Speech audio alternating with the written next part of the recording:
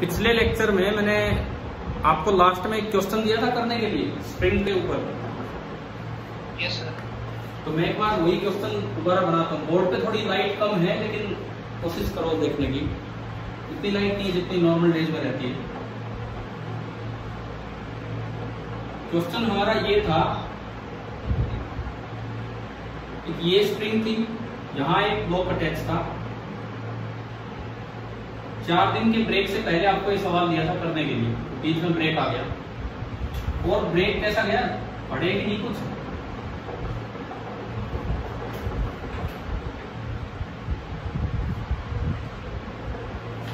आज भी क्वेश्चन दिख रहा है, ये इस टाइप का क्वेश्चन दिया था। ठीक है, ये के और के ये वर्टिकल प्लेन में नहीं रखा है, ये टेबल के ऊपर जैसे अटैच कर रखे हैं तीनों स्प्रिंग और हॉरिजॉन्टल प्लेन में। ये एक हॉरिजॉन्टल प्लेन है। अब मैंने आपसे सवाल ये पूछा था, पता नहीं क्या पूछा था, मैं तो भूल गया। बस इतना ध्यान है कि अगर इसको एक्स डिस्प्लेस करें, क्या पूछा था क्वेश्चन में, क्या पूछा था इसमें? Net spring force. अच्छा, नेट स्प्रिंग फोर्स। अगर मैं इस डायरेक्शन में इसको एक्स डिस्प्लेस करके छोड़ूं और एक्स है slightly released and slightly displaced and released,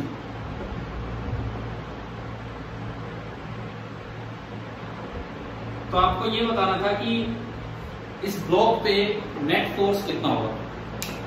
एक बच्चे ने मेरे पास उसी दिन सही करके और आंसर निकालकर पूरा सॉल्यूशन भेजा था। क्या नाम है बताओ? शायद एक लड़की ने भेजा। क्या नाम है, किसने भेजा था? मैंने। नाम बताओ? सर पूजा। पूजा। पूजा डॉक्टर भगत सिंह है ना? ठीक है भाई, इन्होंने सही आंसर निकाल दिया था उसी दिन। अब आप लोग बताओ कैसे क्या हुआ अगर आपने ट्राई किया हो तो। ये देखो तरीका सुनो, इसका तरीका क्या है देखिए।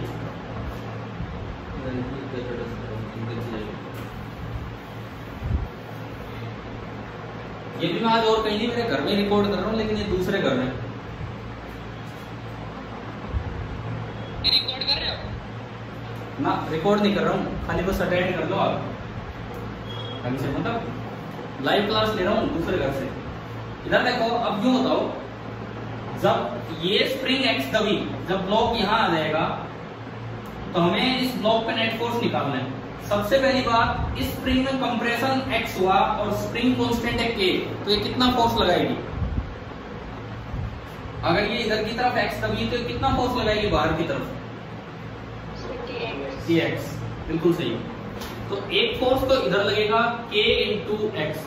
दूसरी बात, जब ये x डिस्प्लेसमेंट इधर हुआ है तो ये कितना खींची होगी, ये कितना खींची होगी, उसके लिए मुझे इसके दो कंपोनेंट निकालने होंगे। इधर कंपोनेंट x का और इधर कंपोनेंट x का। और शायद ये एंगल हमने 45 डिग्री दिया था ना उस दिन। Yes sir. ये एंगल क्वेश्चन में दिया था 45 डिग्री। तो अब आपको ये निकालना था कि x अगर ये चला तो इधर की तरफ कंपोनेंट, भाई ये एंगल 45 डिग्री, तो ये वाला कंपोनेंट x cos 45 यानी कि x by √2, और ये वाला कंपोनेंट x sin 45, तो ये भी कितना x by √2। आप बताएं कि दोनों कंपोनेंट्स आ गए समझ में? यस। इसका मतलब ये जो ऊपर वाली स्प्रिंग है, ऊपर नीचे तो है ही नहीं, वर्टिकली तो है नहीं, ये तो टेबल पे रखा है। इधर वाली जो स्प्रिंग है वो खींचगी होगी कितना, x by √2। अगर ये स्प्रिंग x by √2 नीचे खींची तो ये अपनी तरफ कितना फोर्स लगाएगी, k इंटू एक्स by √2। यानी कि इस ब्लॉक पे देखो, एक फोर्स तो kx उधर लगेगा, एक फोर्स ऊपर लगेगा, पुल करेगी ये स्प्रिंग अपनी तरफ, kx by √2। तीसरी स्प्रिंग, अगर मैं इस x का कंपोनेंट इधर देखूं तो ये भी x by √2 है, x cos 45, तो ये भी खींचनी होगी x by √2, तो ये अपनी तरफ फोर्स लगाएगी और इधर की तरफ एक और फोर्स हो जाएगा, और वो भी कितना होगा, kx by √2। तो आप बताओ ब्लॉक पे लगने वाले तीनों फोर्सेज आ गए समझ में? अब देखो, इस ब्लॉक पे 3 फोर्स लगे। जब आपने इधर की तरफ x डिस्प्लेस किया तो इस ब्लॉक पे 3 फोर्स लगे। कौन कौन से 3 फोर्स लगे देखिए, एक बाहर की तरफ kx, एक ऊपर की तरफ kx by √2 और एक इधर की तरफ kx by √2। तो आपको नेट स्प्रिंग फोर्स ही बताना था, तो इन तीनों का रिजल्टेंट निकालना है। ये 90 डिग्री से kx/√2 और kx/√2 का सम क्या आएगा भाई? ये तो kx है ही, और kx/√2 और kx/√2 का सम हो जाएगा √2 टाइम्स kx/√2। ये आया समझ में? कैसे लिखा? पाइथागोरस से। एक फोर्स F है, एक फोर्स F है, तो जो पाइथागोरस कहेगा √f² + f², यानी कि √2 × f। क्लियर हुआ? बोलो भाई, क्लियर है कि नहीं? Yes, sir. इन दोनों का रिजल्टेंट भी kx और एक वो तीसरा उसका ही kx था। तो इसका मतलब जब आपने इसको x इधर खींचा होगा तो रिजल्टेंट फोर्स उधर लगा होगा, and that will be equal to 2kx। आगे समझ में? अच्छा, यही क्वेश्चन इस तरह से पूछा जा सकता था कि इक्विवेलेंट स्प्रिंग कांस्टेंट क्या होगा, इक्विवेलेंट फोर्स कांस्टेंट। मैंने उस दिन लास्ट में आपको ये वाला सवाल करवाया था, ये आपको अगर याद आ जाए, हालांकि 4 दिन पुरानी बात होगी, K1 K2, और हमने ये पूछा था कि इसका इक्विवेलेंट स्प्रिंग कांस्टेंट क्या है, फोर्स कांस्टेंट क्या निकल के आया था, क्या होगा इसका? K1 + K2। आपके नहीं हुए वाले क्वेश्चन, न्यूटन से हो गया पूरा, फ्रिक्शन हो गया स्टार्ट। कोई मेरे साथ एक और स्टूडेंट बैठे हुए हैं, तो मैं बीच में उनसे बात कर रहा था। तो K इक्विवेलेंट = K1 + K2, ये इसमें था। इसमें अगर पूछा जाए तो K इक्विवेलेंट कितना होगा, जवाब दो। इस क्वेश्चन में K इक्विवेलेंट कितना है? 2K, 2kx नहीं 2K। K इक्विवेलेंट होता है कि जो भी है रिजल्टेंट लगे, आप उसको इक्वेट कर दिया करो K इक्विवेलेंट × x से। यहाँ K इक्विवेलेंट था K1 + K2, क्योंकि दोनों पैरेलल K इक्विवेलेंट है, और यहाँ K इक्विवेलेंट कितना बनेगा? 2K। तो अभी बताओ, क्या ये सवाल समझ में आ गया कि नहीं? ठीक है, अब मैं एक और होमवर्क में क्वेश्चन दे दूं यहीं पे, अगली क्लास के लिए। Yes, sir. आप इसी टेबल पे एक रीअरेंजमेंट कर लेना, और तीनों के बीच का एंगल 120 120 120 डिग्री। अभी तो क्या था, एक 90, दूसरा 90 + 45, तीसरा भी 90 + 45। ठीक है, अब मेरा सवाल क्या रहेगा, ये और ये तीनों इक्वली सिमेट्रिक बना लो। एक टेबल है, जैसे टेबल है, टेबल पे एक स्प्रिंग यहाँ लगा दी, एक 120 डिग्री पे लगा दी और एक 120 डिग्री पे लगा दी, और फिर किसी भी एक स्प्रिंग के अलोंग डिस्प्लेस करके आपको नेट स्प्रिंग फोर्स निकालना है, x स्लाइटली डिस्प्लेस करके। करोगे ये try next time? Yes, sir. पहले ये बताओ, क्वेश्चन क्लियर हो गया सभी को? क्या करना है? Yes, sir. अपने नोट कर लिया करो, Yes, sir. नोट कर लिया करो अपनी कॉपी में। इसी के बाद होमवर्क साथ में कि ये एंगल भी 120, Yes, sir. ये एंगल भी 120 और ये एंगल भी 120, और अब किसी एक स्प्रिंग के अलोंग अगर मैं x डिस्प्लेस करूं तो नेट फोर्स कितना होगा, ये आपको निकालना होगा। चलिए अभी आगे बढ़ते हैं। अरे रात को 8 बजे क्लास हो रही है, बोर तो नहीं हो रहे हो? तो नींद आ रही हो? इंटरेस्टेड लग रहा है। हैं? क्या लग रहा है? क्या लग रहा है? थोड़ा इंटरेस्ट आ रहा है। बड़ा इंटरेस्ट आ रहा है। दोपहर से तो अच्छा टाइम यही है। देखो अभी हम आगे बढ़ते हैं, अपनी क्लास को कुछ आगे बढ़ाएं। हमने एक्टूड मशीन सीख लिया था। इवन एक्टूड मशीन में आप इनफाइनाइट एक्टूड मशीन वाला क्वेश्चन भी कर चुके हैं, याद है कि नहीं? मैं थोड़ा थोड़ा रिवीजन ले रहा हूं क्योंकि 1.5 घंटे की क्लास है। आप ये बताओ, क्या ये सवाल आपको करना आता है क्या?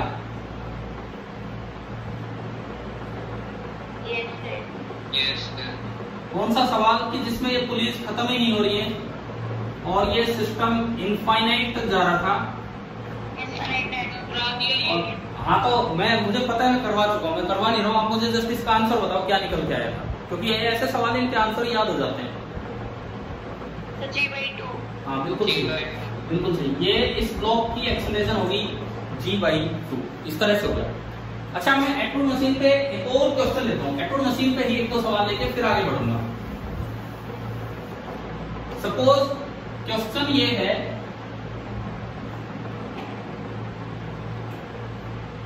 कि ये जो दो ब्लॉक्स हैं, एक कैपिटल M और एक स्मॉल m, नहीं, मैं होमवर्क के लिए दे रहा हूँ, अभी नहीं, ये आप करोगे, मैं आपको होमवर्क के लिए दे रहा हूँ। आपको क्या निकालनी है, एक तो टेंशन इन द स्प्रिंग कितनी है और एक एक्सीलरेशन ऑफ ईच ब्लॉक कितनी है। गिवन एक चीज आपको दे रखी है कि जो कैपिटल एम है वो बहुत ज्यादा स्ट्रॉन्ग है, बहुत ज्यादा हैवी है स्मॉल एम से। अभी नहीं करना, मैं आपको 2 सवाल दे चुका हूँ होमवर्क में, एक तो 120 डिग्री वाला और एक ये, मतलब आपको एक कंडीशन दे दी कि M is very much heavier than small M. तो अब आपको निकालना है कि टेंशन क्या होगी और एक्सेलरेशन क्या होगी। करोगे ना ये भी ट्राई? Yes, sir. ठीक है। Yes, sir. आज वैसे मैं बड़े कंफर्टेबल से एनवायरनमेंट में पढ़ा रहा हूँ आपको, रोज तो यार पसीने पसीने हो जाते हैं वहां पे गर्मी में। एसी चल रहा है कि कैसे? अरे एसी नहीं चल रहा, एसी तो है नहीं हमारे घर में, पंखा चल रहा है, पंखा चल रहा है बस यहाँ। वो रूम थोड़ा अलग तरह का है, ये पुराना रूम है। पुराने रूम वैसे भी ठंडे होते हैं नए रूम के मुकाबले। अच्छा देखो, अब मैं जो आपसे क्वेश्चन पूछने जा रहा हूं, that is Atwood machine in an elevator. Atwood machine in an elevator, मान लो सपोज कीजिए ये एक एटवुड मशीन है, 2 ब्लॉक इसमें अटैच कर दिए, एक M1 एक M2, लेकिन एलिवेटर ऊपर एक्सेलरेट कर रहा है और एक्सेलरेशन ऑफ एलिवेटर आपको दे रखी है A0। एक्सेलरेशन ऑफ एलिवेटर आपको दी हुई है A0। लिफ्ट के रेस्पेक्ट में एक ब्लॉक नीचे आ रहा है तो एक ब्लॉक ऊपर जा रहा है। A is the acceleration with respect to lift, lift के रेस्पेक्ट में। और इस रस्सी में टेंशन है T। आप ये बताओ टेंशन फ्रेम पे डिपेंड करती है कि नहीं, ऑब्जर्वर पे, कि ऑब्जर्वर कौन है। मतलब टेंशन ग्राउंड के रेस्पेक्ट में देख रहे हो या लिफ्ट के रेस्पेक्ट में, इस बात पे डिपेंड करेगी या नहीं करेगी, बताओ। बिल्कुल नहीं करेगी, क्योंकि हमने पढ़ा था न्यूटन फर्स्ट लॉ जब पढ़ा कि फोर्स कभी भी फ्रेम पे डिपेंड नहीं करता ऑब्जर्वर पे, लेकिन जो एक्सेलरेशन ऑफ ऑब्जेक्ट है वो ऑब्जर्वर पे डिपेंड करती है। अच्छा क्लियर है? अब देखो मुझे इसमें फिर से वही 2 चीजें लिखनी है, एक T और एक A। अच्छा अगर ये नहीं चल रहा होता तो आप बताओ A का क्या फॉर्मूला था। अगर ये नहीं चल रहा होता, लिफ्ट नहीं चल रही होती, तो A का क्या फॉर्मूला था इस एटवुड मशीन का। ये हैवी है, ये वीक है, बोलो भाई, ये तो आ जाना चाहिए था इतनी देर में। हाँ, M1 minus M2 upon M1 plus M2। और टेंशन का क्या फॉर्मूला था? M1 upon M1, 2M1 M2 upon M1 plus M2। अगर एटवुड मशीन किसी लिफ्ट में आ जाए तो फॉर्मूला में क्या चेंज होता है? यहां G की जगह आ जाता है G इफेक्टिव, यहां भी G की जगह आ जाता है G इफेक्टिव। अब G इफेक्टिव क्या होता है सुनो, अगर लिफ्ट ऊपर जा रही है, अगर लिफ्ट ऊपर जा रही है तो G इफेक्टिव की वैल्यू होगी G प्लस A0, और अगर लिफ्ट की एक्सेलरेशन नीचे हो तो G इफेक्टिव की वैल्यू होगी G माइनस A0। अगर A0 ऊपर था तो G इफेक्टिव ये होगा, और अगर A0 नीचे होता तो G इफेक्टिव होता G माइनस A0 नीचे की तरफ। पहली बात ये तो फॉर्मूला है, मैं अभी आपको बताऊंगा कैसे है। क्या ये फॉर्मूला समझ में आ गया? थोड़ा सा चेंज करना है बस, Yes, sir. ठीक है? याद रखो G की जगह G इफेक्टिव आ जाता है। अगर लिफ्ट ऊपर एक्सेलरेट कर रही है तो G प्लस A0, नीचे एक्सेलरेट कर रही है तो G माइनस A0। अच्छा इसका प्रूफ करने के लिए आप केवल न्यूटन्स लॉ लगाओ विद रिस्पेक्ट टू लिफ्ट। आप लिफ्ट को फ्रेम मान लो। अगर मैं लिफ्ट को फ्रेम मानता हूं तो बताइए इनर्शियल फ्रेम है कि नॉन इनर्शियल? लिफ्ट कैसा फ्रेम है भाई? लिफ्ट में एक एक्सेलरेशन है तो वो इनर्शियल फ्रेम है कि नॉन इनर्शियल? अरे नॉन मेडिकल भी जवाब दो यार। लिफ्ट में एक्सेलरेशन है तो इनर्शियल फ्रेम है कि नॉन इनर्शियल? Non inertial. तो नॉन इनर्शियल में न्यूटन्स लॉ सही लगाने के लिए बस एक चीज का ध्यान रखना पड़ता है, केवल एक चीज का। जैसे मान लो मैंने FBD ऑफ M1 बनाया, FBD ऑफ M1, एक फोर्स नीचे m1g, एक फोर्स नीचे लगा m1g, एक फोर्स रस्सी खींच रही होगी टेंशन T, और कोई फोर्स लगाना है तो बताओ, इसकी वजह से बताओ। रियल फोर्स तो यही है, नॉन इनर्शियल फ्रेम में तो और कौन सा फोर्स लगाना पड़ेगा? Pseudo force. स्यूडो फोर्स किधर लगता है? जिधर ऑब्जर्वर की एक्सेलरेशन उससे अपोजिट। तो ए नोट ऊपर है तो स्यूडो फोर्स किधर लगेगा? नीचे। कितना लगता है pseudo force? Mass of the object into acceleration of observer. तो स्यूडो फोर्स आपका होगा m1 इंटू ए। आप बताइए क्या यहां तक समझ में आया एफबीडी? अब ये बताओ, लिफ्ट के फ्रेम में इस ब्लॉक की एक्सेलरेशन ऊपर है कि नीचे है? लिफ्ट के फ्रेम में इस ब्लॉक की एक्सेलरेशन नीचे। तो आप डाउनवर्ड डायरेक्शन को पॉजिटिव मानते हुए न्यूटन सेकंड लॉ लगा दो, net force is equal to mass into acceleration. Net force downward positive, upward negative, net force कितना है? देखो दो तो फोर्स ये एक ऊपर, तो नेट फोर्स m1a, ए नहीं वो ए नोट था शायद, हाँ, plus m1g minus T is equal to m1 into a. आप बताएं क्या पहली इक्वेशन समझ में आ गई है कि नहीं? क्या आप दूसरे ब्लॉक का एफबीडी बना सकते हो m2 का? बनाओ तो बनाओ, m2 का एफबीडी बनाओ। m2 का एफबीडी बनाओ। अब मतलब साउंड की बात नहीं कर पाते।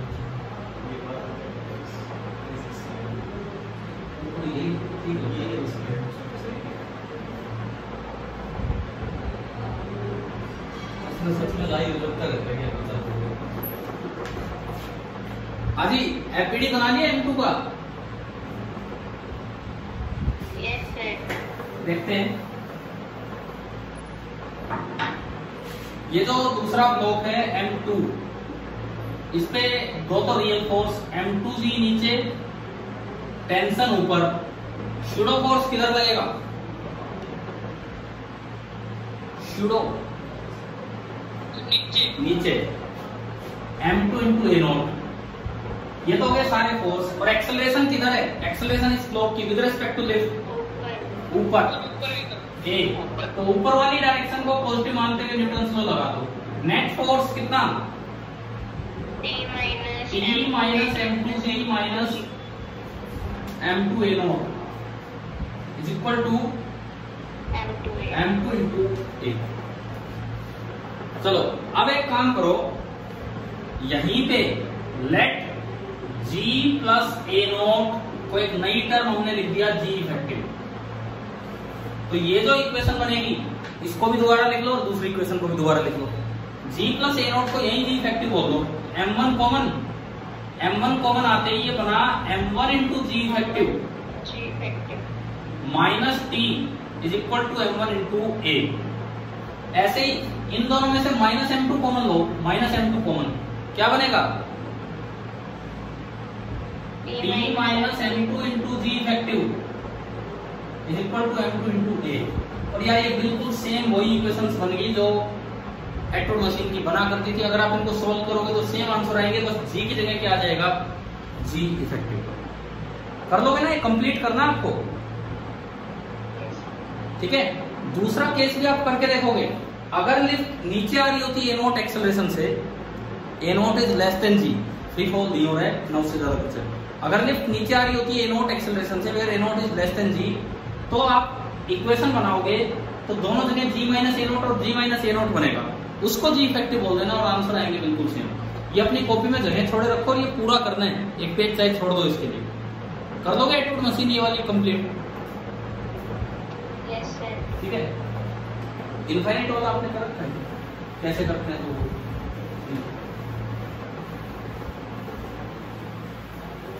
तो आपको वीडियो दे दूंगा ना इनफाइनाइट वाला। अच्छा, इसके बाद देखो अगली चीज, एटवुड मशीन इन एलिवेटर होने के बाद अब मान लो जैसे अक्सर हम न्यूटन्स लॉ लगाते हैं, तो न्यूटन्स लॉ लिखते हैं कि F external is equal to m into a, ये हम लिखते हैं। अगर मान लो दो पार्ट्स हो किसी सिस्टम में जिसका आप एफबीडी लिख रहे हो, तो जब आप एचसी वर्मा बुक की थ्योरी पढ़ोगे ना, एचसी वर्मा बुक की थ्योरी तो मत पढ़ना आप, हम लोग पढ़ा करते थे कभी पहले, आपको जरूरत नहीं उसको पढ़ने की आपको। तो उसमें लिखा रहता है कि सिस्टम उसी चीज को माना जा सकता है, सिस्टम में वही पार्टिकल शामिल किए जा सकते हैं जिन सबकी एक्सेलरेशन सेम हो, ये बोला जाता है। मतलब अगर ऐसा हो रहा है कि ऐसा कोई सवाल आ जाए, रस्सी ली मैंने, स्प्रिंग ले ली, ये मास 2 kg, ये मास 1 kg, और मैं केवल इसको खींच रहा हूँ, ग्राउंड पे रखे हैं, स्मूथ ग्राउंड पे, मैं केवल इसको आगे खींच रहा हूँ एक फोर्स 10 न्यूटन लगा के, और साथ में मुझे ये भी दे दिया कि इस वाले ब्लॉक में एक्सेलरेशन है 2 मीटर पर सेकंड स्क्वायर। तो मुझसे पूछा गया है कि इसकी एक्सेलरेशन क्या होगी। सपोज मैं जस्ट एक क्वेश्चन से शुरुआत कर रहा हूँ इस दूसरे कॉन्सेप्ट की। तो एचसी वर्मा बुक की जो थ्योरी है, जो बिल्कुल बेसिक थ्योरी है, वो कहेगी कि आप इसको इकट्ठा सिस्टम मान ही नहीं सकते। आप इसको इकट्ठा सिस्टम मान ही नहीं सकते। क्यों नहीं मान सकते? क्योंकि इसके अंदर दो पार्टिकल है और दोनों की एक्सेलरेशन अलग अलग है। ठीक है, पहली बात, ये बात समझ में आई कि नहीं आई? क्योंकि हम अक्सर जो एफबीडी बनाते हैं उसमें ऐसा ले लेते हैं कि दोनों को सिस्टम के अंदर शामिल किया, इसकी एक्सेलरेशन भी इसकी भी ए, तो net force is equal to total mass into acceleration. अब हम अगली चीज जो सीख रहे हैं वो ये सीख रहे हैं कि system having parts with different accelerations, system having parts with different acceleration, और इसमें एक साथ न्यूटन्स लॉ कैसे लगाए। देखो, सपोज कीजिए ये कोई सिस्टम है, कोई भी एक सिस्टम है, इसके अंदर 3 पार्टिकल है, आपस में इनके इंटरनल फोर्स भी होंगे। Particle number 1, particle number 2, particle number 3। 1 पे हो सकता है बाहर से एक फोर्स लग रहा है F1, दिस इज एक्सटर्नल। 2 पे हो सकता है इधर की तरफ एक फोर्स लगे F2, this is external. And 3 पे भी हो सकता है इधर की तरफ से एक फोर्स लगे, दिस इज अगेन एक्सटर्नल। साथ में पार्टिकल एक दूसरे पे इंटरनल फोर्स भी लगा रहे होंगे। मान लो 2 ने 1 को अट्रैक्ट कर रखा है, फोर्स बाई 2 ऑन 1, तो बदले में by Newton's third law, action and reaction are equal and opposite, force by 1 on 2। 2 ने 3 को हो सकता है रिपेल कर रखा हो, F बाई 1 ऑन 3, तो बदले में 3 भी 1 को रिपेल करेगा, F बाई 3 ऑन 1। और 2 और 3 के बीच में हो सकता है कोई अट्रैक्टिव फोर्स हो, कैसे भी हो सकते हैं, this is F by 3 on 2, and again इधर F बाई 2 ऑन 3। तो अब अगर आप एक पार्टिकल को देखते हो तो उस पर दुनिया भर के फोर्सेज होंगे। अच्छा, तीनों की कुछ भी एक्सेलरेशन हो सकती है अलग अलग। ये इधर जा रहा है A1 से, हमने माना ये इधर जा रहा है A2 से, और हमने माना ये इधर जा रहा है A3 से। मतलब 3 पार्टिकल्स की डिफरेंट डिफरेंट एक्सेलरेशन। तो इस पे अगर इकट्ठा न्यूटन्स लॉ लगाना हो, मैं अगर सिस्टम बोल दूं M1 plus M2 plus M3, HC Verma book कहती है कि ऐसा एफबीडी इकट्ठा नहीं लगता। एचसी वर्मा बुक के अकॉर्डिंग, थ्योरी के अकॉर्डिंग, क्योंकि वो कॉन्सेप्ट सिखा रही है छोटे छोटे, वो कहते हैं कि आप पहले M1 को सिस्टम मानो। आप बताओ, अगर मैं M1 को सिस्टम मानूं तो M1 पे कौन कौन से फोर्स लग रहे हैं? M1 पे मैंने अगर M1 को सिस्टम मान लिया, M1 पे कौन कौन से फोर्स लग रहे हैं? एक तो F1, एक F31 और एक F21।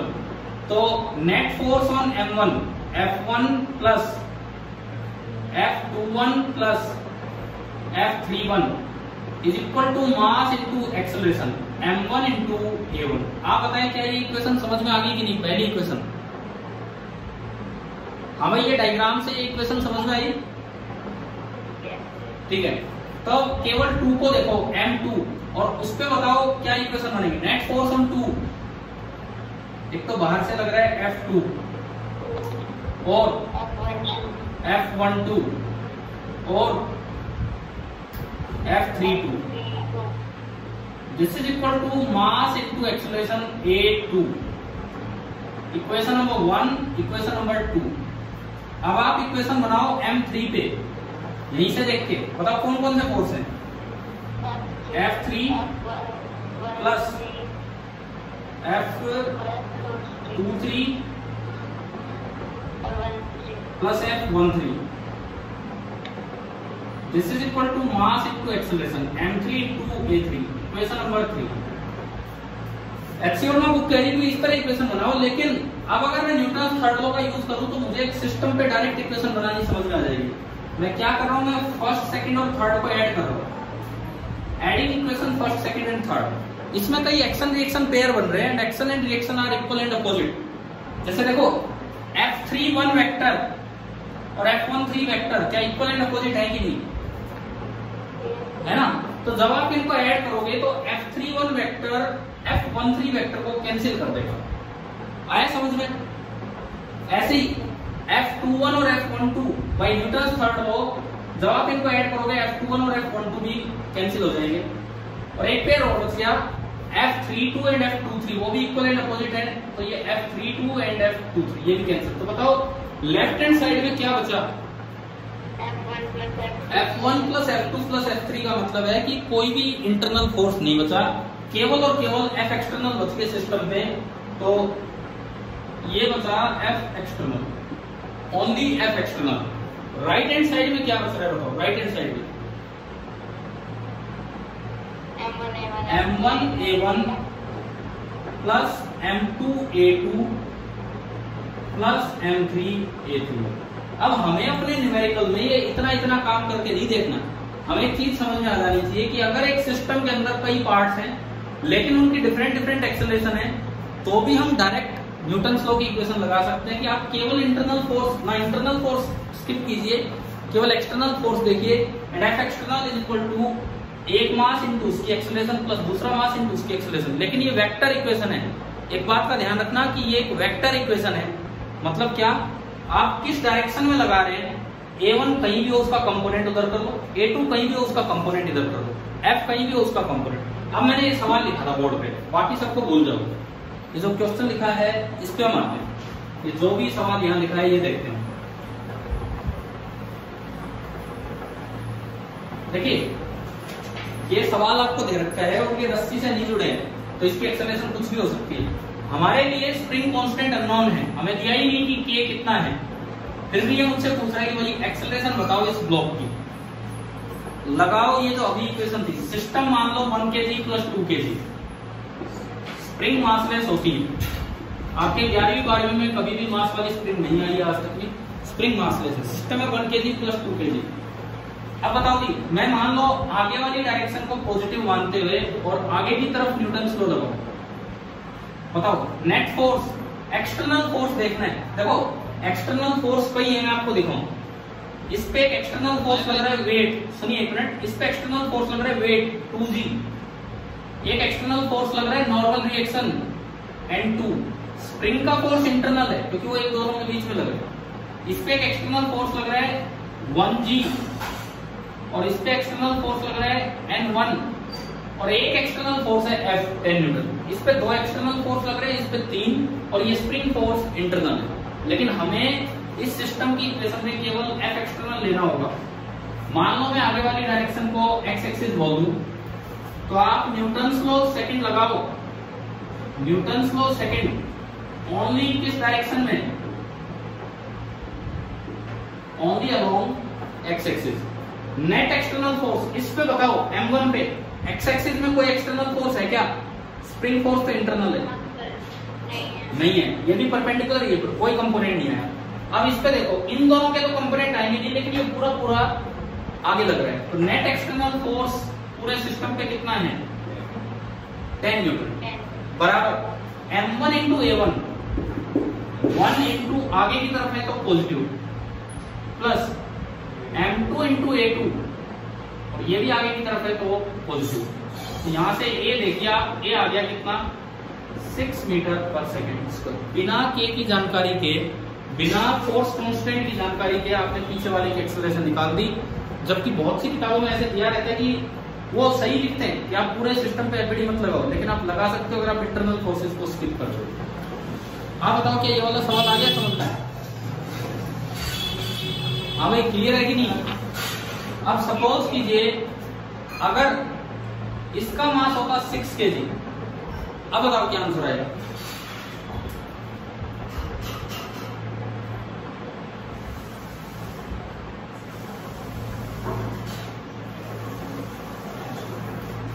अगर मैं इसका मास 6 kg लूं तो ये बनेगी इक्वेशन 6 गुणा 2 12, 10 माइनस 12 -2। -2 आने का क्या मतलब है? इसका मतलब एक्सेलरेशन तो 2 ही है, लेकिन आगे नहीं होगी बल्कि किधर होगी, पीछे की तरफ। ये बताओ ये वाला सिस्टम आया क्या समझ में? ठीक है। अब मैं एक सवाल आपसे पूछता हूं अभी, इसी तरह की कोई, आप देखो कैसे करोगे कैसे नहीं करोगे।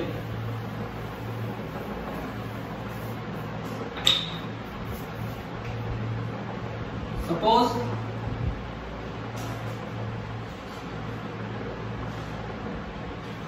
ये ब्लॉक है जिसका मास है, इस चैप्टर में स्मूथ सरफेस चलेंगी, अभी इस सप्ताह स्मूथ सरफेस ही चलेंगी, फ्रिक्शन अगले वीक आएगा। ये स्मूथ सरफेस है, ग्राउंड है।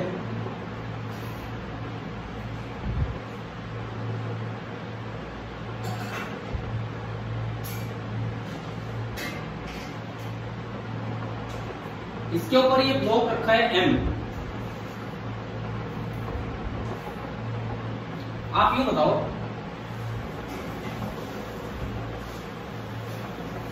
मैं इसको धकेल के आगे ले जा रहा हूं, इसकी एक्सेलरेशन क्या हो, ये जो स्मॉल m है this is at rest with respect to wedge. इसकी एक्सेलरेशन कितनी देर की ये नीचे ना रुके। अच्छा सुनो, कभी ये किया है जैसे हाथ पे या उंगली पे आप कोई डंडी या पेन रखते हो तो अपने आप वो गिरता है, परंतु आप हाथ को आगे ले जाते हो तो आप उसे रोक सकते हो, ऐसा करके देखा है कि नहीं? अरे अगर यूं छोड़ोगे तो गिरेगी, लेकिन अगर आप हाथ को थोड़ा आगे झटके के साथ थोड़ा आगे पीछे करते रहोगे तो वो गिर नहीं पाती। तो कुछ ऐसा ही खेल है, अगर हम इसको यूं रोक दें फिर नीचे आएगा, लेकिन मैंने इसको यूं, क्वेश्चन आ गया समझ में? इस ब्लॉक को मैं कितनी एक्सेलरेशन दूं, इस वेज को मैं कितनी एक्सेलरेशन दूं, so that what should be the acceleration of ways so that the block is at rest with respect to wedge। कीजिए भाई 2 मिनट ट्राई कीजिए।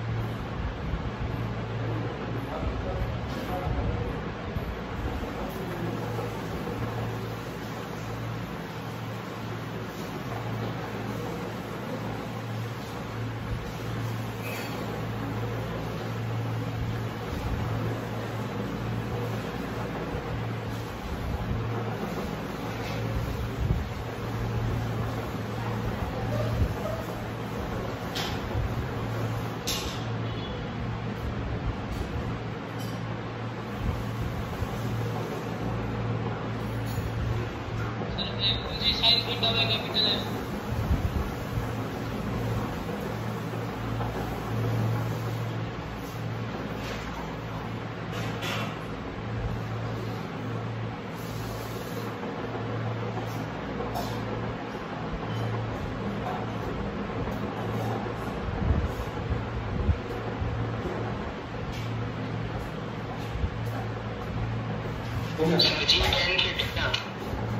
हो गया?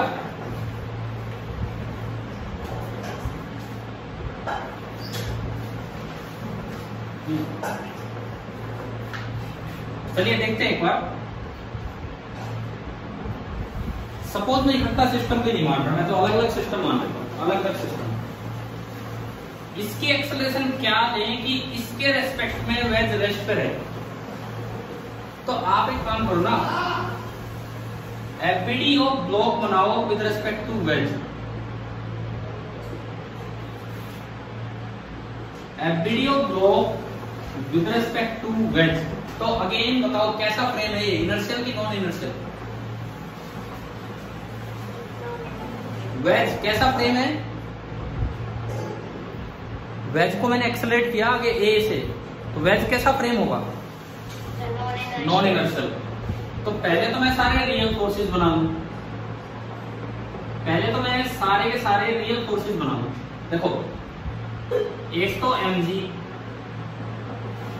और एक n, बस और कोई यही नहीं। अब एक लगेगा स्यूडो फोर्स। स्यूडो फोर्स किधर लगेगा? वेज की एक्सेलरेशन लेफ्ट की तरफ है, तो स्यूडो फोर्स किधर लगेगा ब्लॉक पे? वेज की एक्सेलरेशन इधर है, तो बताओ स्यूडो फोर्स किधर लगेगा? राइट, हाँ सही है। कितना लगेगा अब ये बताओ, कैपिटल M इंटू ए या स्मॉल m इंटू ए, कितना लगेगा? हाँ स्मॉल m इंटू ए, ये आपको लगेगा, यहाँ पे फोर्स लगेगा स्मॉल m इंटू ए। देखिए स्यूडो फोर्स लगता है mass of the object into acceleration of observer. और यूं बताओ इस ब्लॉक की एक्सेलरेशन कितनी है इस फ्रेम में? ये नहीं है। इस ब्लॉक की एक्सेलरेशन कितनी है इस फ्रेम में वेज के रेस्पेक्ट में? 0। ब्लॉक की जो एक्सेलरेशन है वेज के रेस्पेक्ट में दैट इज 0। देखो तो 0 है तो नेट फोर्स बैलेंस होने चाहिए और कुछ होना ही नहीं चाहिए, केवल और केवल मुझे फोर्स बैलेंस करने हैं। तो आप टुकड़े कर लो यार, चाहे तो वर्टिकली हॉरिजॉन्टली कर लो। देखो ये वाला जो फोर्स है ये हॉरिजॉन्टल है, ये वर्टिकल, तो एक ही टेढ़ा है, तो आप वर्टिकली और हॉरिजॉन्टली इसके टुकड़े कर दो। कैसे करेंगे? कैसे करेंगे? देखिए ये जो एंगल है, ये एंगल ये नहीं दिया क्या? ये एंगल देना पड़ेगा, एंगल देना होगा नहीं, एंगल देना होगा नहीं। मान लो ये एंगल है थीटा, सपोज ये एंगल है थीटा, तो ये थीटा, तो इधर की तरफ ये एंगल भी थीटा हो गया, ठीक है? ये थीटा, ये वाला थीटा इसके साथ, तो ये हो गया 90 माइनस थीटा, तो अगेन ये थीटा हो जाएगा। बताओ ये आ रहा है क्या समझ में? किस तरह से बनाया हमने? यहां देख लो, आप यहीं पे देख लो, इस एम पे इसका एपिडियम बना रहे हैं। एक फोर्स नीचे लग रहा है mg, एक फोर्स इधर लग रहा है नॉर्मल रिएक्शन, और एक फोर्स पीछे लगा स्यूडो फोर्स ma। अब अगर मैं एंगल्स देखूं तो ये 90, ये थीटा, तो ये 90 माइनस थीटा, ये 90 माइनस थीटा, तो अगेन ये थीटा, तो ये 90 माइनस थीटा, तो अगेन ये थीटा। तो n के टुकड़े कर दो, n का थीटा वाली साइड कंपोनेंट क्या होगा? n cos theta. n का अपोजिट डायरेक्शन में कंपोनेंट क्या होगा? n sin theta. और क्योंकि वेज के रेस्पेक्ट में ब्लॉक रेस्ट पे है, तो आपको केवल और केवल इक्वेशन बनानी है। बताओ क्या बनेगी इक्वेशन?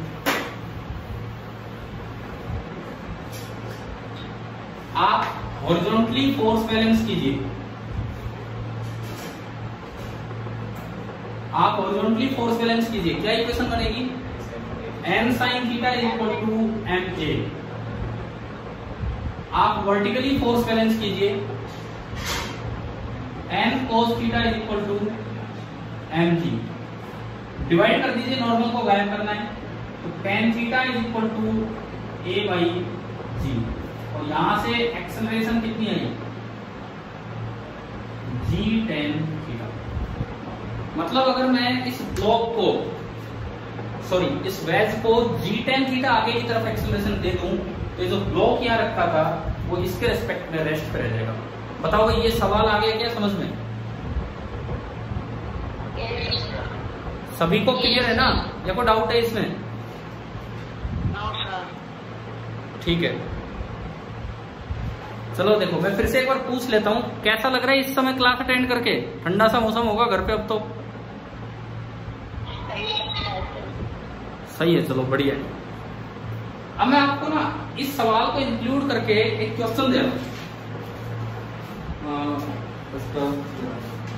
खाना खा लिया आपने?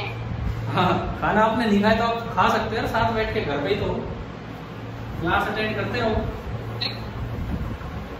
चाय से ज्यादा है क्या कह रहे हो? 40 मिनट से ज्यादा कैसे चलेगी क्लास जूम वाली? तो ये भाई मैंने किसी दूसरे जूम से चलाइए, 1.5 घंटे का टाइम नहीं दिया था आपको, 8 से 9:30।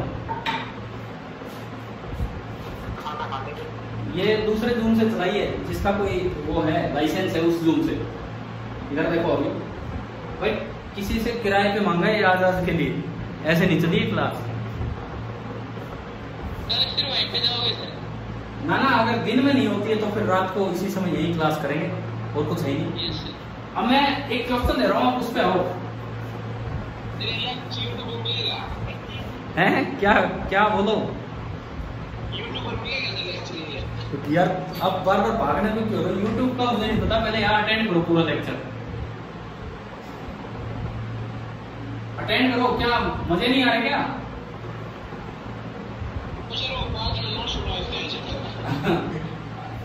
भाई अभी नहीं पता मुझे, रिकॉर्ड हो रहा होगा तो मिल जाएगा, नहीं हो रहा होगा तो नहीं मिलेगा। अब पहले ध्यान से क्लास अटेंड करो। मिले तो सर? हाँ मिल जाएगा, लेकिन भागना नहीं है क्लास से। कौन पूछ रहा है, कब पता लगे अभी गायब हो गए। क्योंकि आज सुनो, आज मॉर्निंग के भी लेक्चर मेरे अपलोड नहीं हो पाए हैं।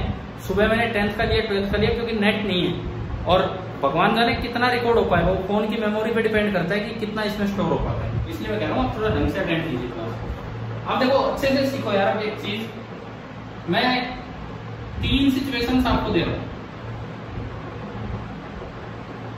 पहला केस ये, सरफेस सारी स्मूथ है, ये कैपिटल एम मास है लेकिन ये फिक्स है।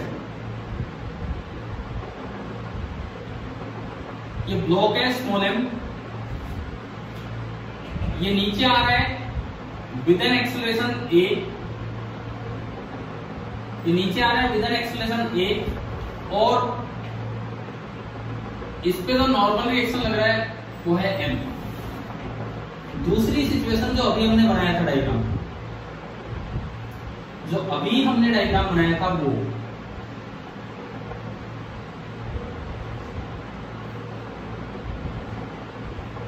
क्या, ये एंगल अगेन थीटा है, ये मास एम है, इसके ऊपर मास स्मॉल एम है। इसको इस तरफ धकेला गया है विद एन एक्सेलरेशन ए। यहाँ इसकी एक्सेलरेशन ए है, यहाँ इसकी एक्सेलरेशन ए है, लेकिन ये जो ब्लॉक है इस पे नॉर्मल रिएक्शन तो लग रहा है N, and this block is at rest with respect to wedge. समझ गए अभी जो सवाल लिया था वो। और तीसरा केस,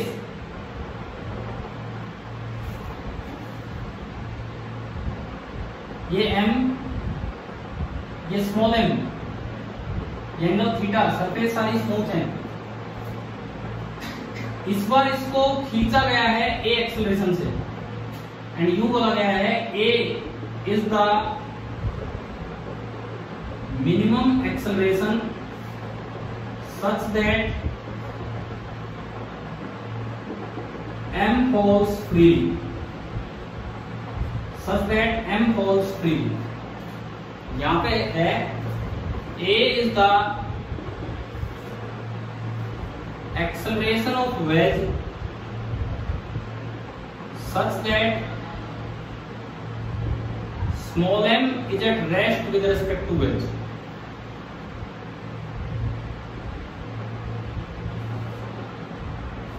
और तीसरे केस में wedge is fixed and all the surfaces are smooth.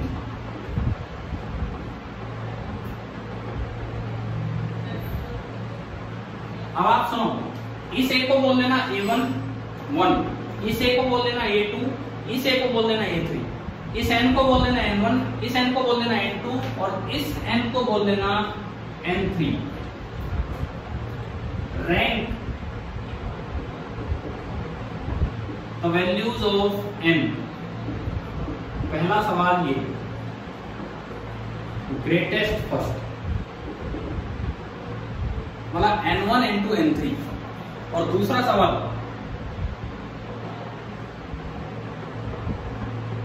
Rank the values of a,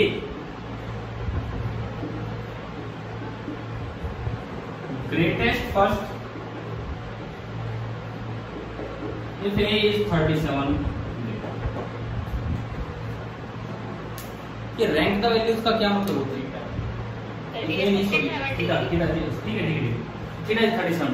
rank का मतलब होता है कि अगर 1 में सबसे ज्यादा है तो वहां ग्रेटर का सिंबल नहीं आएगा, 1 लिखा होगा, कोमा 2 लिखा होगा, कोमा 3, मतलब ये सबसे ज्यादा, ये कम, फिर ये कम। क्या अगर मैंने अभी एक सवाल करवाया फिर मैं 3 सवाल क्यों उठा के लाया? बच्चा करता क्या है, इसको कर जाएगा, पेपर में ये आ रहा है इसका आंसर टिक कर जाता है, पेपर में ये आ रहा है इसका आंसर टिक कर जाता है। तो ऐसा कोई कंफ्यूजन ना हो, इसलिए मैंने तीनों सवाल एक साथ लिख दिए ताकि कंपैरिजन नहीं हो जाए। अब आप भाई 5 मिनट लगाओ, भाग मत जाना, और 5 मिनट लगाओ और इसको ट्राई कीजिए, फिर मैं करवाता हूँ।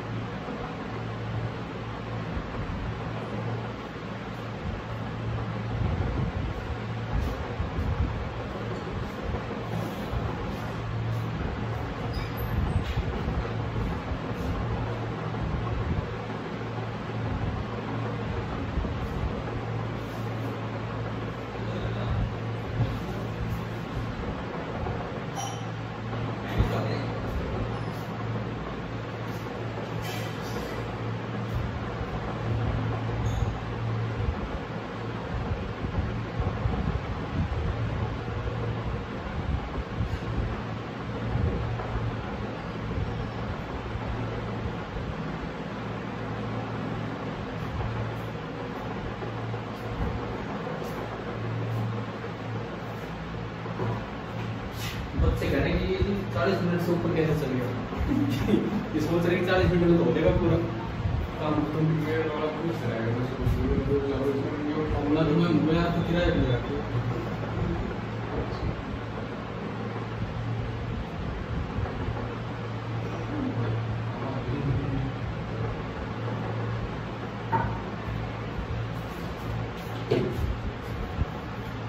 अभी किया कोई सा ट्राई किया, क्योंकि n निकालना पड़ेगा, ये निकालना पड़ेगा, तो 3 सवाल हो गए। तो 312 मतलब नॉर्मल रिएक्शन, जिसका मतलब तीनों कर लिया आपने इसको। देखते हैं। हाँ जी, करवाऊं क्या मैं? Yes sir.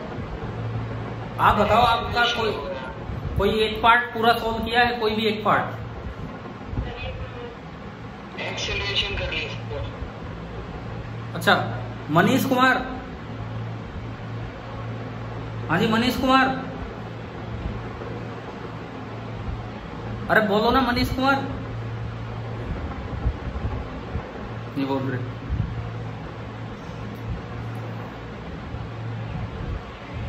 अनुज। Yes sir. अनुज ये बताओ कौन सा पार्ट कर लिया है? क्या फर्स्ट पार्ट कर लिया हमने? फर्स्ट पार्ट मैं एक एक करके करवाता हूँ, लास्ट में रैंक निकालेंगे। पहले फर्स्ट पार्ट देखिए। सबसे पहला पार्ट वेज फिक्स है।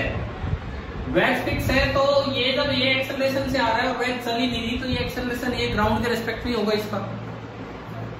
तो आप इसका फ्री बॉडी डायग्राम बना दीजिए ग्राउंड के रेस्पेक्ट में। इस पे एक तो फोर्स नीचे लगा mg और एक इधर लगा नॉर्मल रिएक्शन। ये इंक्लाइन प्लेन है, ये एंगल है थीटा और ये इधर की तरफ आ रहा है विद एन एक्सेलरेशन a। बस ये है इसका एबीडी। आप क्या करो, एक डायरेक्शन को अलोंग द प्लेन बोल दो x axis and perpendicular to the plane बोल दो y एक्सिस, और सारी चीजों के कंपोनेंट कर लो along the plane and perpendicular to the plane. ये पूरा x के अलोंग है, कंपोनेंट नहीं करने। नॉर्मल पूरा y के अलोंग है, कंपोनेंट नहीं करने, लेकिन mg के टुकड़े करने पड़ेंगे आपको। अब तो याद ही कर लो ये चीज। देखो ये 90 ये थीटा, ये 90 माइनस थीटा, तो ये थीटा होता है कि mg का कंपोनेंट हमेशा याद रखो परपेंडिकुलर टू द प्लेन होता है mg cos theta and along the plane होता है mg sin थीटा। तो इस पे टोटल 3 फोर्स मुझे दिख रहे हैं, एक नॉर्मल, एक mg cos थीटा और एक mg sin थीटा, और एक्सेलरेशन इधर है a। अच्छा जी, अब बताओ अलोंग x एक्सिस क्या इक्वेशन बनेगी न्यूटन्स लॉ की? अलोंग x एक्सिस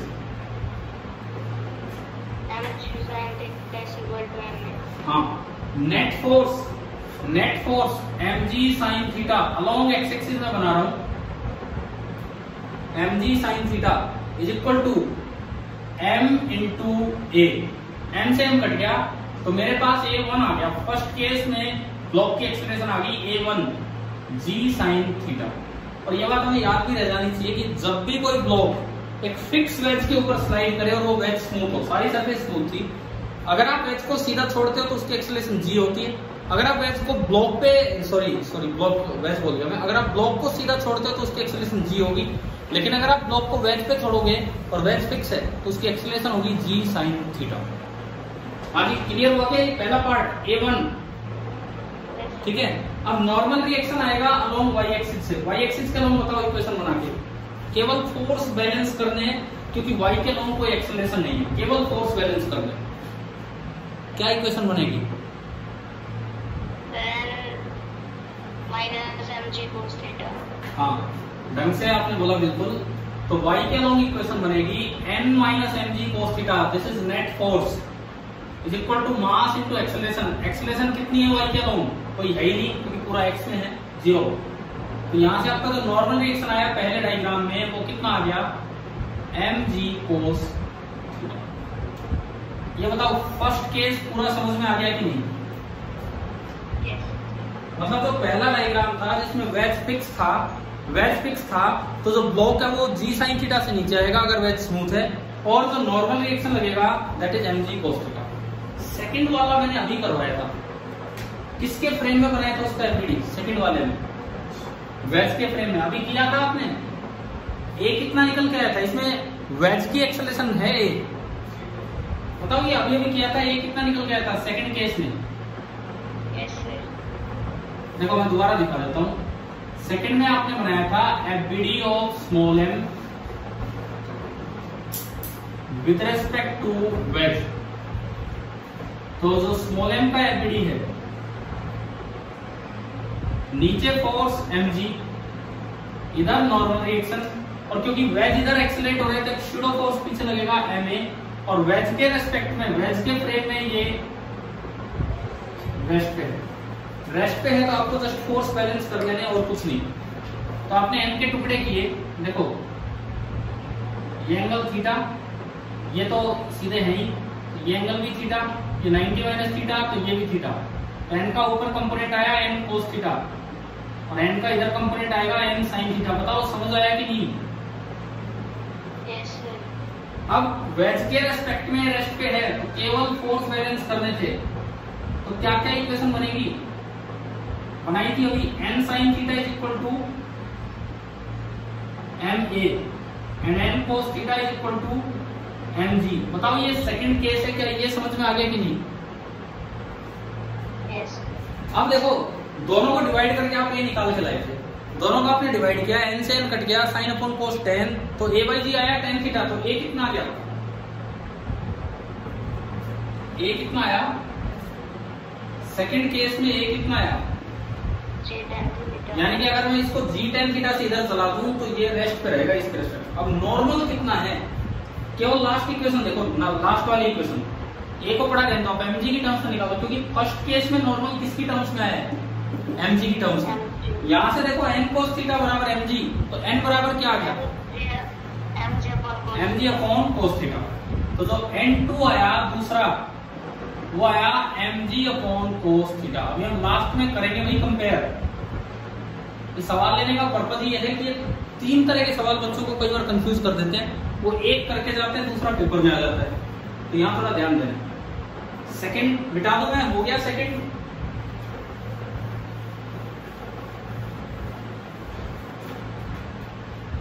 अब आते हैं हम तीसरे सवाल पे।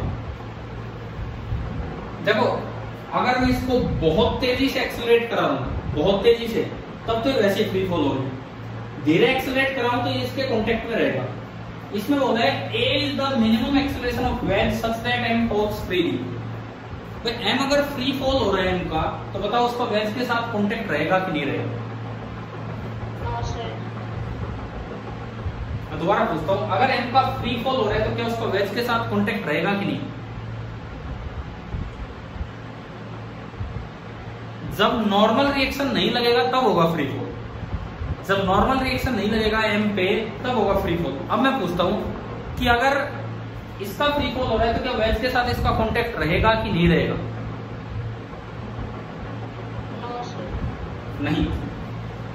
यहां पे क्या होगा, कांटेक्ट विल बी देयर। मैं अभी समझाऊंगा एक और चीज आपको इसमें। Contact will be there but compression will not be there.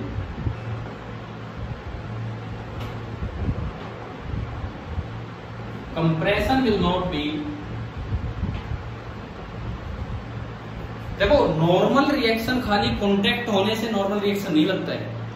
Normal reaction लगने के लिए दो चीजों के बीच में कांटेक्ट भी होना चाहिए और दबाव कंप्रेशन भी होना चाहिए, तब जाके नॉर्मल रिएक्शन लगता है। जैसे आप एक बात बताओ, आप अर्थ पे खड़े हो, आप अर्थ पे खड़े हो और अर्थ ने आप पे अट्रैक्टिव फोर्स लगा रखा है mg,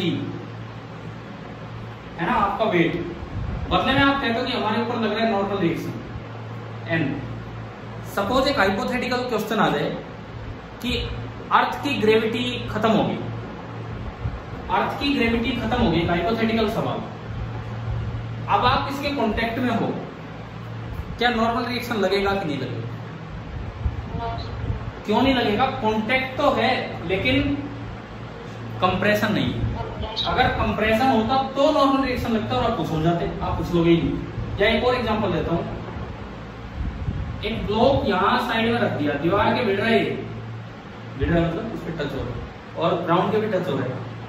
आप सबसे पहली बात, ग्राउंड इस पर नॉर्मल रिएक्शन लगा रहा है कि नहीं लगा रहा है? क्या ग्राउंड इस पर नॉर्मल रिएक्शन लगा रहा है? बिल्कुल लगा रहा है, क्योंकि इसका वेट नीचे की तरफ कंप्रेशन दे रहा होगा जिसको बैलेंस करने के लिए नॉर्मल रिएक्शन लगेगा।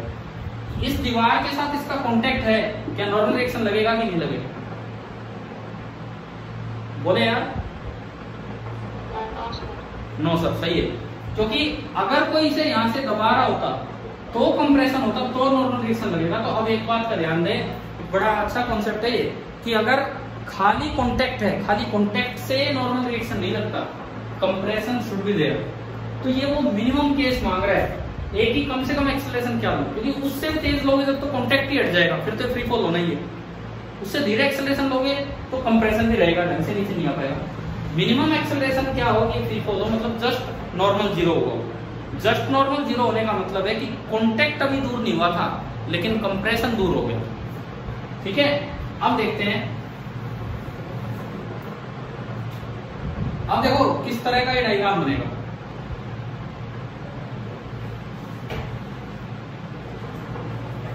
इसकी एक्सेलरेशन इधर है और जो ब्लॉक यहां है, अब आप एक चीज का सही जवाब देना। क्वेश्चन कहता है कि ब्लॉक फॉल्स फ्रीली, तो बताओ ब्लॉक की एक्सेलरेशन किधर है?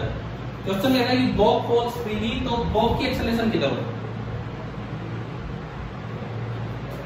बोलिए, ब्लॉक की एक्सेलरेशन किधर हो? नीचे। नीचे कितनी? जी। जब आपको दोनों चीजों की एक्सेलरेशन ही पता है तो क्या आपको एक चीज ध्यान आ रही है? Contact constraint. एक तो हम पढ़ते थे पुली कंस्ट्रेंट, स्ट्रिंग कंस्ट्रेंट, एक हमने पढ़ा था कांटेक्ट कंस्ट्रेंट। बताओ उस टाइप के क्वेश्चन आ गया ना याद? ऊपर से रोड आ रही है, नीचे वेज चल रहा है, वो सब। तो कांटेक्ट कंस्ट्रेंट क्या कहता है?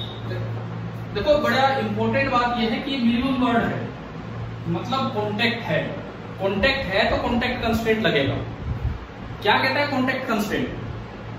कि जब भी दो चीजें कांटेक्ट में चलेंगी तो कांटेक्ट सरफेस के परपेंडिकुलर डायरेक्शन में दोनों की एक्सेलरेशन सेम हो। देखिए क्या है, देखिए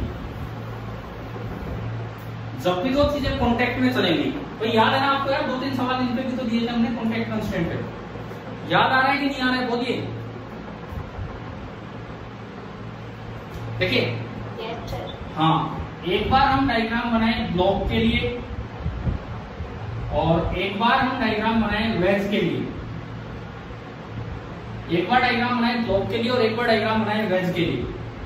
तो कॉन्टेक्ट सरफेस ये है, चाहे आप यहां बनाओ चाहे आप यहां बनाओ, कॉन्टेक्ट सरफेस दोनों की ये है। जब आप ब्लॉक का डायग्राम बनाते हो तो ब्लॉक की एक्सेलरेशन नीचे है जी, और जब आप वेज का डायग्राम बनाते हो तो वेज की एक्सेलरेशन आगे है ए। देखो ये मैं आपको क्यों ये हेडिंग इस तरह की बताता हूं। यूं तो क्या होगा, 10 दिन पहले कोई सवाल किया, आगे याद ही नहीं आएगा कोई ऐसा सवाल नहीं किया, लेकिन आप उसे कॉन्सेप्ट की तरह याद कर लोगे तो किसी भी क्वेश्चन में अप्लाई कर पाओगे कि भाई ये कॉन्टेक्ट कंस्ट्रेंट जैसी चीज पड़ी थी वो हम यहाँ अप्लाई करें। ये एंगल है थीटा, ये एंगल है थीटा, तो ये तो होगी कॉन्टेक्ट सरफेस। हमें कंपोनेंट लेने हैं परपेंडिकुलर डायरेक्शन में, हमें कंपोनेंट लेने हैं परपेंडिकुलर डायरेक्शन में, और परपेंडिकुलर डायरेक्शन में दोनों के कंपोनेंट सेम होंगे। तो आप बताओ जी का इधर कंपोनेंट कितना होगा, जी कोस थीटा या जी साइन थीटा? कोस। ये थीटा, ये 90, तो ये 90 माइनस थीटा, तो ये थीटा बचा, तो जी का थीटा वाली साइड कंपोनेंट क्या हो गया, जी कोस थीटा। अब ए का कंपोनेंट बताओ परपेंडिकुलर डायरेक्शन में, परपेंडिकुलर डायरेक्शन में अगेन देखो ये एंगल थीटा, कोरस्पॉन्डिंग एंगल ये भी थीटा, तो ऊपर तो एक कोस थीटा होगा और इधर क्या हो जाएगा ये कंपोनेंट ए साइन थीटा। अब बताओ क्या कॉन्टेक्ट कंस्ट्रेंट याद आ रहा है क्या पढ़ा था हमने कॉन्टेक्ट कंस्ट्रेंट? तो बताओ क्या इक्वेशन बनेगी,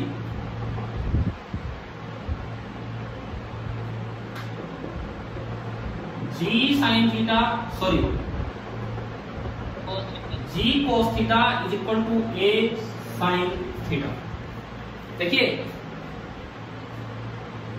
ये जो केस है मैं बार बार बोलता हूं, इसमें बड़ी अच्छी बात आपको ये समझ में आनी चाहिए, नॉर्मल रिएक्शन कॉन्टेक्ट से नहीं आता, कॉन्टेक्ट के साथ साथ कंप्रेशन होना चाहिए। तो जो एक्सट्रीम केस होगा कहीं भी नॉर्मल जीरो होने का मतलब कॉन्टेक्ट है लेकिन कंप्रेशन नहीं। अब कॉन्टेक्ट है तो कॉन्टेक्ट कंस्टेंट लग गया, तो यहां से बताओ ए कितना आगे डायरेक्ट आंसर आ रहा है, a is equal to g cot theta, a is equal to g cot theta. अब देखो 3 सवाल, तीनों में अलग अलग आंसर। थर्ड में यही लिखता हूं, थर्ड A3 जी कोट थीटा और N3 बताओ, N3 बताओ,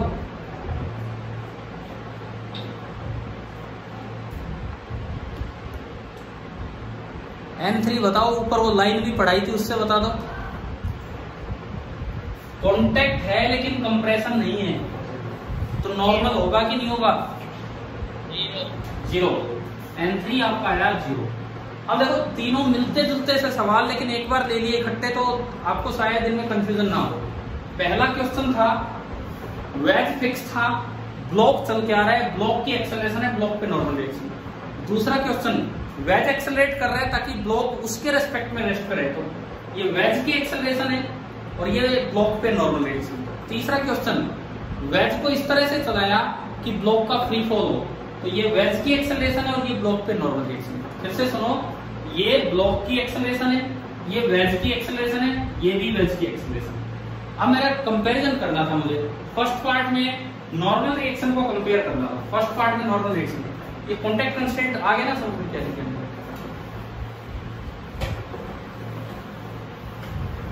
यूज किए हैं वैसे पीछे सवाल नहीं। देखो अब यहां पे नॉर्मल रिएक्शन का ऑर्डर लिखते हैं, रैंक 1 2 3। भाई सबसे ज्यादा नॉर्मल रिएक्शन किस केस में है, mg cos थीटा या mg अपॉन cos थीटा? सबसे कम तो 3 में है, तो लास्ट टाइम तो थर्ड की आई, लास्ट टाइम तो थर्ड की आई। इन दोनों में बताओ कौन ज्यादा है कौन कम? फर्स्ट ज्यादा है कि कम है? ज्यादा है, बिल्कुल कम है। cos थीटा आपको पता है कभी 1 से बड़ा नहीं होता है, cos थीटा आपको पता है हमेशा 1 से छोटा होता है। तो 1 से छोटे नंबर से मल्टीप्लाई करोगे तो चीज छोटी होगी, और 1 से छोटे नंबर से डिवाइड करोगे तो चीज बड़ी होगी। अब इस पेपर में मान लो ये सवाल आ गया और आपने तीनों निकाल लिया, उसके बाद भी आप तो रैंक गलत दोगे, अब बताओ सबसे हाईएस्ट रैंक किसकी आई? सेकंड। सबसे ज्यादा है नॉर्मल नंबर 2, फिर है नॉर्मल नंबर फर्स्ट और फिर है नॉर्मल नंबर थर्ड। ये यही तो गलतियां नहीं करनी, छोटी छोटी गलती। अच्छा और भी छोड़ो, मैंने तो 37 डिग्री एंगल भी दे दिया था आपको थीटा, तो पुट करके देख लेते। वह हमने लिया था क्वेश्चन में थीटा 37, कोस 37 कितना होता है? 3 4 5 की ट्रायंगल से 3 5 53 और ये 4 और ये 37। कोस 37 कितना है यहां से देख के बताओ? 4/5। तो इसमें तो 4/5 होगा और इसमें उल्टा हो गया 5/4 हो गया। तो कौन बड़ा है, n1 बड़ा है कि n2? आ गया समझ में नॉर्मल रिएक्शन? Yes sir. अब आप एक्सेलरेशन की रेंज दो, एक्सेलरेशन की देखो। हाँ एक है g tan थीटा, एक है पहले में g sin थीटा, दूसरे में g tan थीटा और तीसरे में g cos थीटा। थीटा कितना दिया है? 37। तो a1 g into sine 37, sine देखिए ट्राइंगल बनी पड़ी है, साइन 37 3/5 g 5 से 30 0.6 g कंपेयर करने के लिए। a2 का आंसर आया g tan theta, g tan 37, tan 37 कितना है? 3/4। ट्राइंगल नजर आ रही है ना सबको? ये अप्रोक्सीमेट वैल्यूज होती है, एग्जैक्ट वैल्यू नहीं होती है, अप्रोक्सीमेट वैल्यूज होती है। 4 7 28 0.7 4 5 20 ये आ गया। और ऐसे ही a3 निकालने हैं तो ये रहा है a3 g cot theta, g into cot 37, cot 37 होगा 4/3 g 1.30। तो अब इन तीनों में देखो 1.3 0.75 एंड 0.6। तो रैंक ऑफ एक्सेलरेशन हाईएस्ट किसकी आई? थर्ड की, then second and then first. भाई रैंक वैंक में तो मैंने वैसे जबरदस्ती पहुंचा दिया सवाल को। मेरा मेन पर्पस था कि आप बताओ कि आप ये 3 इस तरह के जैसे दिखने वाले सवाल लेकिन अलग अलग है। कोई कॉन्टेक्ट कंस्ट्रेंट से हो रहा है, कोई अलग अलग एपीडी बना के हो रहा है, कोई किस तरह से। आप बताइए कि तीनों सवाल समझ में आ गए हैं कि नहीं? Yes yes. ठीक है, चलिए अगला सवाल करके दिखाओ, इसी टाइप का, ब्लॉक टाइप का ही।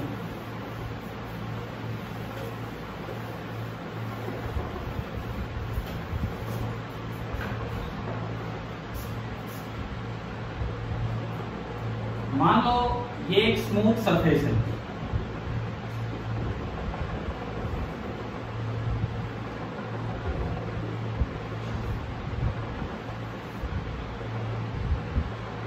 और ये ब्लॉक है जिसका मास है कैपिटल M। इसके ऊपर एक वेज है जिसका मास है स्मॉल m। सब कुछ फ्री है चलने के लिए, ये भी स्मूथ सरफेस है। आप ये बताओ कैपिटल M ब्लॉक किधर चलेगा? अगर सब कुछ फ्री है चलने के लिए तो कैपिटल M ब्लॉक किधर चलेगा? लेफ्ट की राइट? ये राइट होता है बता दूं आपको, ये लेफ्ट है, बताओ। क्वेश्चन रिपीट करना। क्वेश्चन ये है, अगर सब कुछ फ्री है चलने के लिए तो कैपिटल M मास राइट की तरफ चलेगा कि लेफ्ट की तरफ?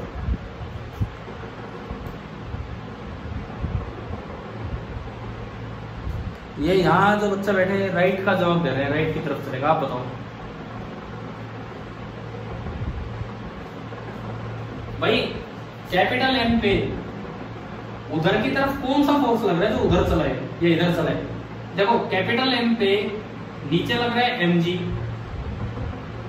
ग्राउंड का नॉर्मल रिएक्शन लग रहा है ऊपर, में उसे n डैश बोल देता हूं, और एक इसका नॉर्मल रिएक्शन इधर लग रहा है m। तो इसके कंपोनेंट एक इधर आएगा और एक इधर आएगा। ऊपर नीचे तो ये चल नहीं सकता, उछलेगा नहीं। अब बताओ ये वाला कंपोनेंट इसको किधर लेके जाएगा? लेफ्ट की तरफ कि राइट की तरफ? आगे क्या समझ में क्या पूछा मैंने? ये सवाल नहीं था, ये तो सवाल बना रहा हूं मैं। ये मान लो ब्लॉक आगे जा रहा है a0 एक्सेलरेशन से। अब बताओ जो ब्लॉक नहीं वेज गया आगे, अब जब ब्लॉक है वो किधर आएगा? नीचे की तरफ या ऊपर की तरफ? अपने आप अपने आप ये ब्लॉक नीचे आएगा या ऊपर आएगा? ऊपर जाएगा वेज पे। सर रिकॉर्डिंग की परमिशन भी दे दिया मतलब सर।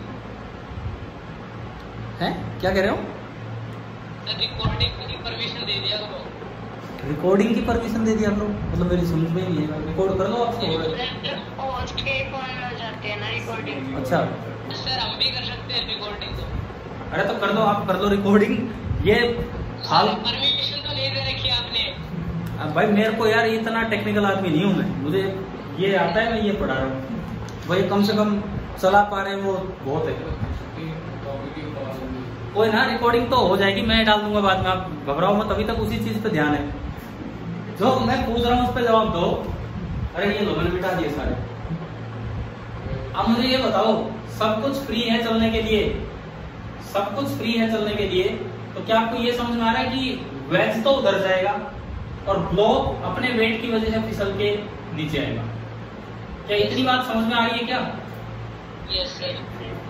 वेज उधर जा रहा है विद रेस्पेक्ट टू ग्राउंड, ये एक्सेलरेशन है। वेज की एक्सेलरेशन है a naught with respect to ground. लेकिन इसकी जो एक्सेलरेशन होगी, मान लो एक्सेलरेशन इधर की तरफ a दिखाई है। अब आप ये बताओ, ये इधर जो डायरेक्शन है ये विद रेस्पेक्ट टू ग्राउंड है या विद रेस्पेक्ट टू वेज है? With respect to wedge. हाँ, इसकी एक्सेलरेशन हमें दी है विद रिस्पेक्ट टू वेज। आपको सब कुछ छोड़ दिया इसको चलने के लिए।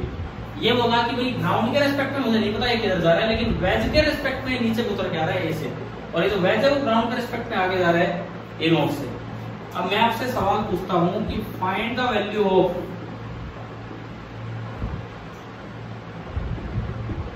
a by a not in terms of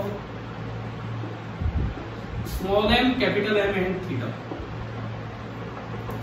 objective सवाल इस तरह से बन के आता है कि आपको कैपिटल M, स्मॉल m और थीटा दिए होंगे, वहां ऑप्शन दे रखे होंगे 4/5, 3/5। मैं आपसे एक्सप्रेशन मांग रहा हूं, कीजिए भाई ट्राई।